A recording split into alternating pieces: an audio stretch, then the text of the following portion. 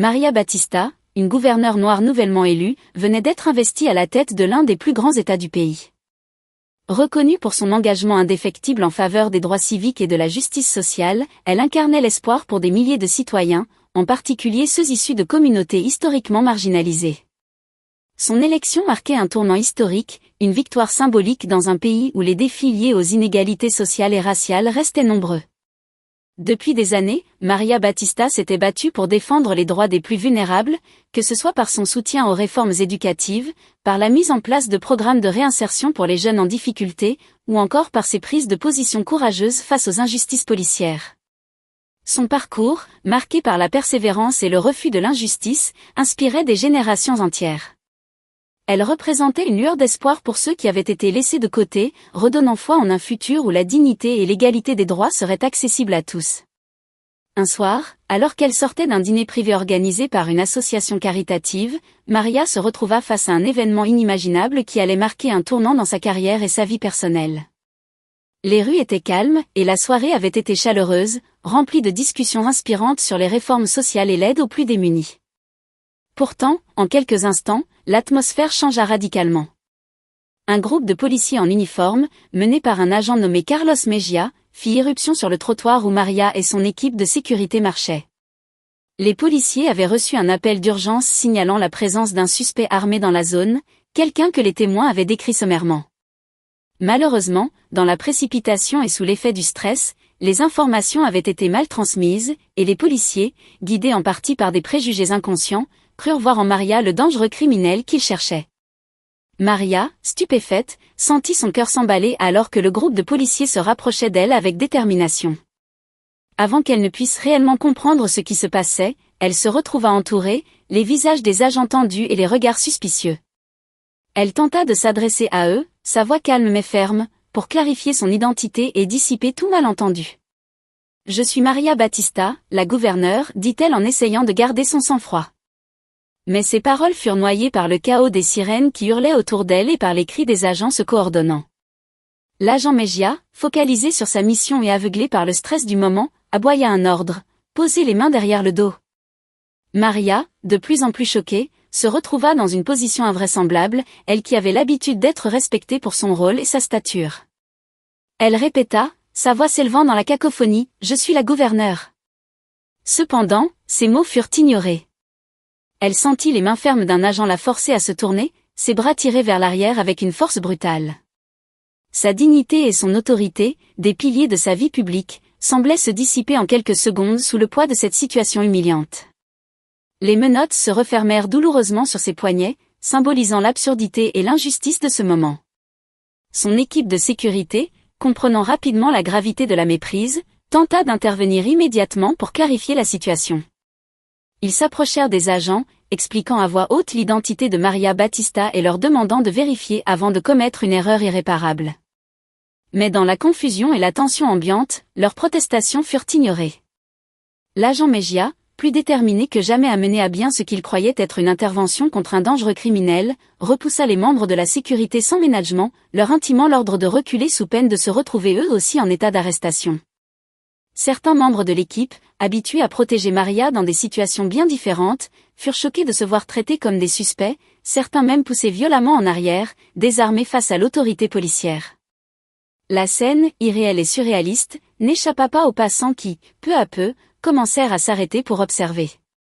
Des murmures se propagèrent dans la foule, la confusion et l'indignation se mêlant à mesure que l'ampleur de l'incident devenait claire.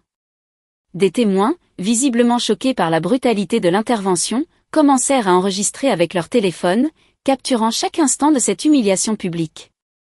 Le nom de Maria Batista circulait dans les murmures de certains qui la reconnaissaient enfin, mais cette révélation ne semblait pas atteindre les agents, qui, focalisés sur leur mission, refusaient d'entendre raison. Pour Maria, chaque seconde passée au sol, menottée et maintenue de force par les policiers, semblait durer une éternité. La froideur du béton sous elle, les visages fermés des agents qui la tenaient, et l'incompréhension totale de la situation faisaient monter en elle une profonde humiliation. Ce moment, si brutal et absurde, portait un mélange insupportable de colère et de tristesse. Elle sentait sa dignité piétinée, son autorité réduite à néant en l'espace de quelques minutes. Mais au-delà de sa propre indignation, Maria ressentit une immense tristesse face à l'injustice de cette situation. Cette expérience, bien plus qu'une simple atteinte à sa dignité personnelle, incarnait les épreuves quotidiennes vécues par ceux qu'elle s'était juré de défendre. Elle, la gouverneure, avec tout son pouvoir et son statut, se retrouvait à vivre en un instant ce que tant d'autres enduraient chaque jour sans jamais obtenir justice. Elle comprit, d'une façon douloureusement intime, la peur, l'impuissance et la colère de ceux pour qui elle avait toujours plaidé. Une fois arrivée au poste de police, il fallut moins de 10 minutes pour que l'énorme méprise soit enfin révélée, mais le mal était déjà fait. Maria Battista, toujours menottée, attendait dans la salle d'interrogatoire, ses pensées tourbillonnant entre la colère et la profonde humiliation qu'elle venait de subir. La gouverneure, une figure respectée et élue pour défendre les droits civiques, se retrouvait assise dans cette pièce froide, comme une criminelle, confrontée à l'injustice de ceux qui auraient dû être les garants de la loi. Le chef de la police, alerté en urgence de l'erreur monumentale qui venait de se produire, accourut, ses pas résonnant lourdement dans le couloir. En entrant dans la salle, il s'immobilisa, le visage blême, ses yeux écarquillés d'horreur en constatant qui se trouvait face à lui. Maria, dans un calme glaçant, leva les yeux vers lui. Avec une hâte maladroite, il se précipita pour retirer les menottes qui cerclaient encore ses poignets, marmonnant des excuses à peine audibles. Gouverneur Battista, je suis profondément désolé pour ce malentendu, vraiment, nous n'avions pas réalisé. Pendant ce temps, Carlos Mejia, l'agent responsable de l'arrestation, se tenait en retrait, le visage livide, conscient de l'ampleur de l'erreur et de la gravité de ses actions. Il tenta, d'une voix hésitante et incertaine, de se justifier, comme s'il cherchait désespérément à se dédouaner de toute responsabilité. Je suis désolé, Madame la gouverneure. Nous pensions que vous correspondiez au signalement du suspect. Maria le regarda, une froideur implacable dans les yeux, son regard perçant directement dirigé vers lui. Vous ne pensiez pas, répliqua-t-elle d'une voix tranchante, chaque mot chargé de reproche et de tristesse. Vous n'avez pas écouté. Vous avez agi avec précipitation, sans considération, comme si ma vie et mon identité ne valaient rien. Vous n'avez même pas pris le temps de vérifier mes paroles, vous m'avez réduite à une description vague, sans aucun respect. Son ton glacé et ses paroles firent taire Mejia, qui n'osa plus prononcer un mot, ses épaules s'affaissant sous le poids de la culpabilité. Maria se redressa lentement, le poignet encore rouge là où les menottes avaient serré sa peau. Dans son regard, au-delà de la colère, on lisait une détermination farouche, un mélange de dignité et de douleur. Ce qu'elle venait de vivre n'était pas qu'un simple incident. C'était un symbole de tout ce qu'elle s'efforçait de combattre chaque jour dans son rôle de gouverneur. Elle savait que cet événement laisserait une marque indélébile, non seulement sur elle, mais aussi sur la réputation des forces de l'ordre dans cet État. Elle s'adressa une dernière fois au chef de la police, sa voix basse mais chargée de sens. J'espère que vous comprenez l'ampleur de ce que vous avez permis. Cet incident ne s'effacera pas facilement, ni pour moi, ni pour tous ceux qui ont assisté à cette scène. Vous allez devoir répondre de vos actes. Et sachez que je ne laisserai pas passer cela. Maria fit une pause, laissant son regard se poser sur l'assemblée de journalistes, de citoyens, et de caméras qui attendaient chaque mot avec une attention mêlée de respect et d'émotion. Le silence qui s'était installé dans la salle était presque palpable, un moment suspendu où chacun sentait la gravité de ce qui se déroulait. Elle prit une profonde inspiration et reprit d'une voix ferme, empreinte de calme et de détermination. Ce n'était pas qu'une simple erreur, dit-elle, pesant chaque mot. C'était le reflet d'un problème bien plus vaste, profondément ancré dans les fondements même de notre société. Une société où l'on vous réduit parfois à un stéréotype, où les apparences prennent le pas sur la vérité, où la couleur de peau devient un jugement en soi. Dans cet état, que je dirige aujourd'hui, mon apparence a pris le dessus sur mon identité, malgré la fonction que je porte. Ce n'est pas seulement un échec des individus impliqués, mais un échec de tout un système qui permet à de tels préjugés de persister. Elle se redressa davantage, son regard parcourant la foule comme pour en ancrer chaque visage, chaque expression. Ce que je demande aujourd'hui, ce n'est pas un simple blâme. Ce que je demande, c'est un changement radical. Un changement qui permettra à chacun de se sentir en sécurité, respecté, et considéré pour ce qu'il est, sans présomption. Nous devons réformer ce système en profondeur, pour que personne, ni moi, ni ceux qui me ressemblent, ni même ceux qui sont différents de moi, ne subissent à nouveau ce type d'injustice. La foule réagit avec un tonnerre d'applaudissements, mais Maria resta impassible, son expression sérieuse traduisant la portée de sa mission. Elle savait que les mots ne suffiraient pas. Il fallait des actes, des réformes tangibles qui redéfiniraient la relation entre les citoyens et les forces de l'ordre. Ce discours, elle en avait rêvé, mais elle savait que l'impact réel dépendrait des actions qu'elle mettrait en place. Le soir même, une fois rentrée dans le calme de son bureau, Maria s'immergea dans les dossiers qu'elle avait préparés depuis longtemps, attendant le moment propice pour les soumettre. Elle passait en revue les réformes qu'elle s'apprêtait à proposer devant la législature de l'État. Il y aurait des mesures de transparence obligatoires pour toutes les actions policières, une formation exhaustive sur les biais raciaux intégrés à chaque niveau des forces de l'ordre, et la mise en place d'un organe indépendant chargé de superviser les cas d'abus de pouvoir. Chaque ligne, chaque proposition était calculée pour attaquer le cœur du problème, mais elle savait qu'il faudrait une lutte acharnée pour les faire accepter. Les premières réactions ne tardèrent pas. Des messages de soutien affluèrent, venant de citoyens, d'organisations de défense des droits civiques, et de figures publiques qui voyaient en elle une pionnière pour la justice sociale. Mais il y avait aussi des voix d'opposition, certaines plus virulentes que d'autres. Les syndicats de la police, prévoyant la portée des réformes, publièrent des communiqués dénonçant une tentative de diabolisation des forces de l'ordre, tandis que certains élus locaux, souvent soutenus par ces mêmes syndicats, se prononçaient contre les propositions, les qualifiant d'excessives. Pour Maria, c'était une première bataille dans une guerre bien plus longue. Elle comprenait que chaque réforme serait contestée, chaque avancée âprement négociée. Mais elle était prête à assumer cette lutte. Sa voix, calme mais résolue, résonnait encore en elle, « Je ne reculerai pas ». Elle savait que l'avenir ne serait pas facile, mais elle y voyait une opportunité historique, un tournant pour son État, et un message d'espoir pour des milliers de citoyens qui attendaient de voir si le système pouvait réellement changer. Pour eux, pour elle-même, et pour les générations futures, Maria était déterminée à transformer cette épreuve en une victoire pour la justice et l'égalité. Alors qu'elle contemplait les défis colossaux qui l'attendaient, un appel soudain la sortit de ses pensées. Son téléphone vibrait, affichant un numéro qu'elle ne reconnut pas immédiatement. Lorsqu'elle décrocha, une voix hésitante, presque tremblante, se fit entendre à l'autre bout du fil. C'était Carlos Mejia. Depuis l'incident, il avait été suspendu de ses fonctions en attendant les résultats de l'enquête interne. Malgré tout, elle ne s'attendait pas à entendre sa voix, ni à recevoir cet appel personnel. Après un bref silence chargé de tension, Mejia prit la parole. « Madame la gouverneure, je suis désolée de vous déranger. J'ai réfléchi, depuis cet incident. J'aimerais avoir l'occasion de m'expliquer, de parler avec vous face à face, si vous acceptez. » Sa voix vacillait, comme si chaque mot lui coûtait. Il n'était pas seulement question de sa carrière, mais de quelque chose de plus profond, presque une sorte de rédemption. Maria prit un instant pour mesurer l'ampleur de cette demande. Elle savait que Mejia avait commis une erreur lourde de conséquences, mais elle percevait aussi une sincérité rare dans sa voix. Elle ne répondit pas immédiatement.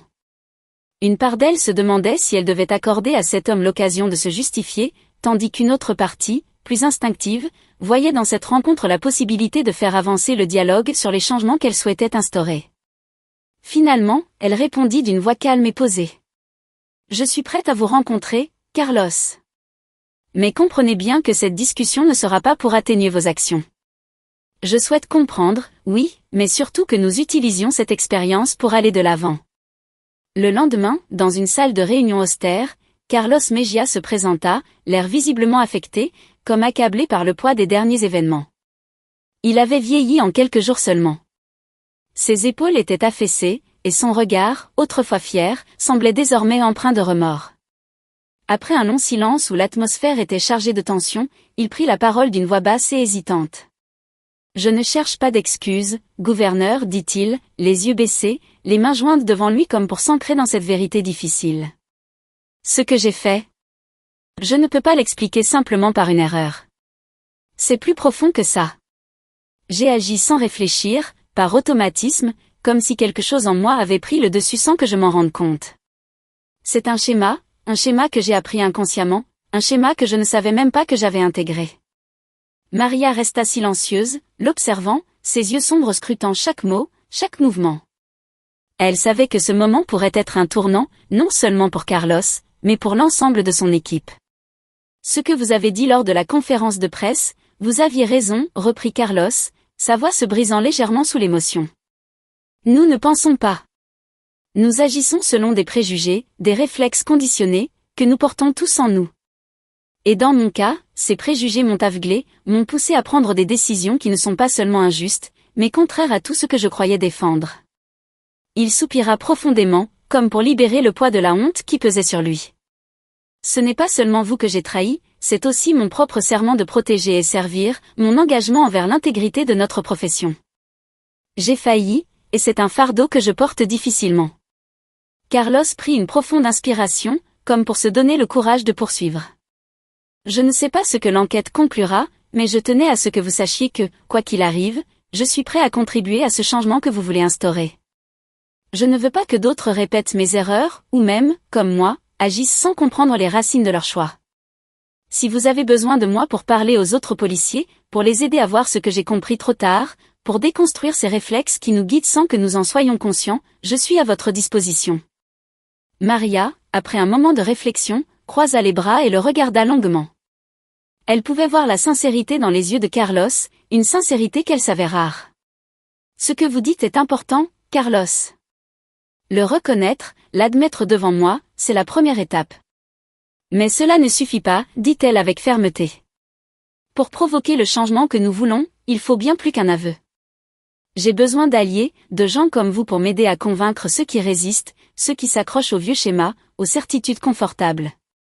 Êtes-vous prêt à marcher avec moi dans cette bataille, à faire face aux critiques, à supporter les regards suspicieux, et à porter ce fardeau pour changer les choses? Carlos Mejia acquiesça, visiblement soulagé de trouver une voie pour faire amende honorable. Un léger sourire se dessina sur son visage, marqué par les remords mais illuminé par un nouvel espoir. Oui, gouverneur. Je suis prêt. Parce que je crois enfin comprendre qu'être un bon policier, ce n'est pas seulement respecter les règles. C'est aussi apprendre à se questionner, à comprendre que notre véritable devoir est de servir la justice, dans toute sa complexité et son exigence. Maria hocha la tête, un éclat déterminé dans son regard. Elle savait que le chemin serait long et semé d'embûches, mais avec des alliés comme Carlos, elle était prête à mener ce combat jusqu'au bout. Les semaines passèrent, et la collaboration inattendue entre Maria Batista et Carlos Mejia attira l'attention de plus en plus de personnes. Mejia, autrefois stigmatisé comme l'agent responsable d'une erreur tragique, commença à incarner un symbole de rédemption et de prise de conscience. Son rôle, désormais axé sur la sensibilisation et la réforme de la police, gagna en crédibilité lorsqu'il partagea ouvertement son expérience personnelle et son désir sincère de faire changer les choses de l'intérieur. Un jour, lors d'un rassemblement devant une académie de police, Maria et Carlos prirent la parole ensemble, dans un moment symbolique qui allait marquer les esprits. Mejia, visiblement ému, parla avec une sincérité palpable de sa prise de conscience. Il expliqua comment l'arrestation injustifiée de Maria, bien qu'embarrassante et douloureuse, lui avait ouvert les yeux sur les biais systémiques enracinés dans la formation policière. Je pensais être un bon flic, avoua Mejia, sa voix légèrement tremblante devant une foule composée de jeunes recrues, de vétérans et de citoyens. Mais ce jour-là, j'ai découvert que même les meilleures intentions peuvent être déformées par des systèmes imparfaits.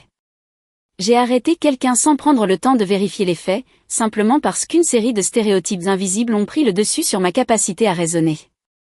Si ça m'est arrivé à moi, alors ça peut arriver à n'importe qui. Maria s'approcha du micro après lui, son regard déterminé balayant la foule attentive. Nous ne sommes pas ici pour blâmer les individus, mais pour repenser la manière dont nous formons, encadrons et évaluons les forces de l'ordre, déclara-t-elle. Notre société dépend d'une police juste, d'une police qui protège, pas qui cible à tort. Nous devons apprendre de ce qui est arrivé, non pour condamner, mais pour construire un avenir meilleur. C'est à travers ces moments de vérité que nous pouvons créer une force de l'ordre qui répond aux attentes de justice et d'équité de nos concitoyens. La détermination de Maria et la vulnérabilité de Carlos touchèrent profondément les jeunes recrues, ainsi que les policiers expérimentés présents ce jour-là. Cette initiative porta ses fruits. Sous la direction de Maria, un programme pilote fut rapidement lancé dans plusieurs académies de police à travers l'État. Le programme visait à intégrer des formations approfondies sur les préjugés inconscients, mais aussi des dialogues réguliers entre la police et les communautés marginalisées, permettant d'établir une meilleure compréhension mutuelle. Carlos Mejia devint un participant actif de ce programme, partageant son histoire dans les classes et ateliers de formation. Avec franchise, il racontait comment il avait dû affronter ses propres préjugés et invitait ses collègues à faire de même. Les recrues, souvent impressionnés par son humilité, écoutaient attentivement, conscientes que ce discours provenait d'un homme qui avait eu le courage d'admettre ses erreurs. Carlos mit également en place des groupes de discussion, où les agents pouvaient échanger librement, exprimer leurs préoccupations et poser des questions sans crainte de jugement. Alors que les académies de police commençaient à adopter ces nouvelles formations, des groupes de résistance émergèrent cependant, alimentés par ceux qui voyaient dans ces changements une menace pour leur autorité et pour les méthodes établies. Certains anciens agents, peu enclins à revoir leurs pratiques, critiquaient ouvertement ces initiatives, les qualifiant de « réformes inutiles » ou de « menaces à l'efficacité du maintien de l'ordre ». Des rumeurs de mécontentement se répandirent même parmi certains syndicats de police, qui dénonçaient ce qu'ils considéraient comme une politisation excessive de leur profession. Malgré cela, Maria et Carlos ne reculèrent pas conscients des résistances, ils comprirent qu'il leur fallait également s'adresser à ces voix discordantes.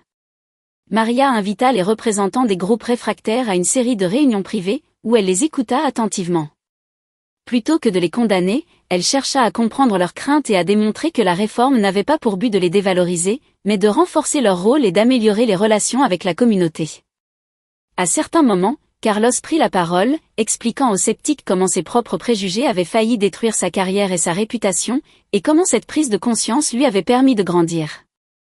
Peu à peu, certains des opposants furent convaincus, admettant qu'une réflexion critique sur leurs pratiques pourrait, en effet, renforcer leur légitimité et leur efficacité. Avec le temps, le mouvement prit de l'ampleur, et ce qui n'était au départ qu'un projet pilote devint un modèle pour d'autres États, attirant l'attention au niveau national. Un soir, Maria reçut une lettre anonyme déposée à son bureau. Le contenu était une série de menaces voilées, accompagnées de photos de Carlos Mejia et d'elle-même prises lors de leurs interventions publiques. La lettre annonçait que leur travail ne passerait pas inaperçu et que leurs efforts pour réformer la police seraient entravés par tous les moyens possibles. Face à ces nouvelles menaces, Maria et Carlos renforcèrent leur sécurité personnelle et intensifièrent leur collaboration pour contre-attaquer les groupes de résistance. Ils savaient que ces attaques ne faisaient qu'augmenter les enjeux et étaient déterminés à ne pas se laisser intimider. Maria proposa de créer un groupe de travail composé de représentants des forces de l'ordre, de membres de la communauté, de chercheurs et de défenseurs des droits civiques pour évaluer l'impact des nouvelles formations et apporter des ajustements si nécessaire. Ce groupe, appelé le Comité pour la réforme et la justice, se réunit régulièrement pour examiner les retours et les suggestions de la part des policiers et des citoyens. Carlos, tout en continuant son travail de sensibilisation, prit aussi le rôle de médiateur entre les différentes parties prenantes. Ses expériences personnelles et sa crédibilité nouvellement acquise lui permirent d'ouvrir des dialogues honnêtes et parfois difficiles. Il organisa des séances de discussion entre policiers et membres des communautés marginalisées, visant à établir des liens de confiance et à identifier les problèmes spécifiques qui persistaient. Au fil des mois, les résultats commencèrent à se faire sentir. Les premiers rapports du comité indiquaient une réduction notable des incidents de biais racial dans les arrestations et une amélioration de la communication entre la police et les citoyens. Les académies de police qui avaient adopté les nouvelles formations commencèrent à voir une diminution des plaintes et une augmentation des signes de coopération de la part des recrues. Cependant, cette amélioration attira également l'attention des médias et des groupes opposés aux réformes. Des reportages de plus en plus critiques commencèrent à apparaître, souvent alimentés par des informations déformées ou par des attaques personnelles contre Maria et Carlos. Ces critiques se faisaient parfois virulentes, mettant en question non seulement les intentions des réformateurs mais aussi les résultats des nouvelles formations. Pour faire face à ces défis, Maria et Carlos organisèrent une grande conférence de presse où ils présentèrent des données concrètes sur les progrès réalisés et les témoignages de personnes ayant bénéficié des réformes. Ils invitèrent des experts externes pour valider leurs résultats et pour discuter de l'impact réel des nouvelles pratiques. Cette transparence et ce soutien externe contribuèrent à apaiser une partie des critiques et à renforcer la légitimité de leur démarche. Malgré les avancées, la route restait longue et semée d'embûches. Les tensions entre réformateurs et conservateurs se maintenaient, et Maria et Carlos durent continuer à naviguer dans un climat de défiance et de résistance. Mais leur persévérance et leur engagement envers la justice commencèrent à influencer lentement le climat général, et leur exemple inspirait de nombreux autres à soutenir des initiatives similaires ailleurs. Le travail de Maria et Carlos fut loin d'être terminé, mais chaque succès, aussi modeste soit-il, était une victoire sur le chemin tortueux de la réforme. Il savait que la véritable transformation nécessitait un engagement constant et une volonté de dépasser les obstacles pour bâtir une société plus équitable. Ainsi se termine notre récit, mais les leçons qu'il véhicule résonnent profondément. La lutte pour la justice est un voyage continu, et chacun de nous a un rôle à jouer. Comme Maria et Carlos, puissions-nous trouver la force de nous battre pour un monde où chaque voix est entendue et chaque individu traité avec dignité.